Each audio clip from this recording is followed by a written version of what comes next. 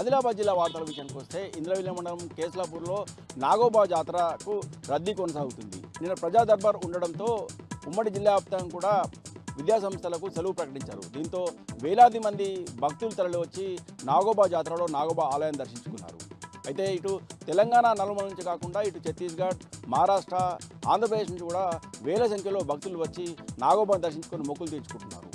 అయితే మిశ్రమ్ వంశానికి చెందిన ఆదివాసీ గిరిజనులు మాత్రం ఈరోజు బేతాల్ పూజలు ముగించుకొని బుడుందేవ్ జాతరకు తరలి వెళ్లారు. అయితే ఈ జాతర మాత్రము ఈ నెల 4వ తేదీ వరకు కొనసాగుతుంది.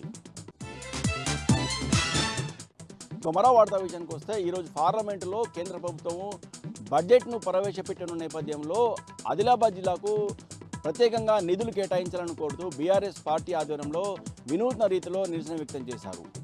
సిసిఐ ఫ్యాక్టరీ ఆవరణలో ఉన్న రామాలయంలో శ్రీరామచంద్రుడి పాదాల వద్ద వినతి పత్రం సమర్పించి తమ నిరసన వ్యక్తం చేశారు.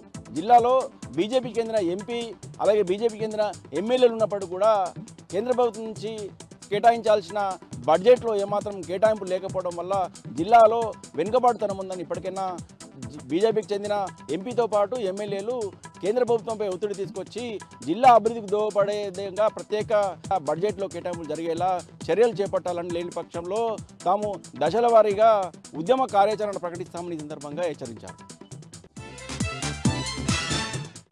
ఇక నిర్మల్ జిల్లా వార్తల విషయానికి వస్తే బాసర పుణ్యక్షేత్రంలో వసంత పంచమి వేడుకలు ఘనంగా ప్రారంభమయ్యాయి. ఈ రోజు నుంచి 3 రోజుల పాటు ఈ వసంత పంచమి వేడుకలు జరగనున్నాయి.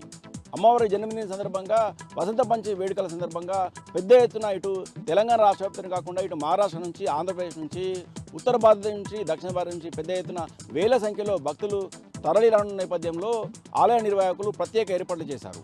వసంత పంచమి సందర్భంగా చిన్నారులకు అక్షరాభ్యాసం చేపిస్తే వారి భవిష్యత్తు బాగుంటుందని, వారికి మంచి విద్యాబుద్ధులు అబ్బుతాయని భక్తుల నమ్మకం. అందుకనే ఈ వసంత పంచమి వేడుకల సందర్భంగా పెద్ద ఎత్తున చిన్నారులకు అక్షరాభ్యాసం చేయించేందుకు భక్తులు వేల సంఖ్యలో తరలి వస్తారు. ఇందుకోసం ప్రత్యేక ఏర్పాటు చేసినట్టు ఆలయ నిర్వాహకులు తెలిపారు.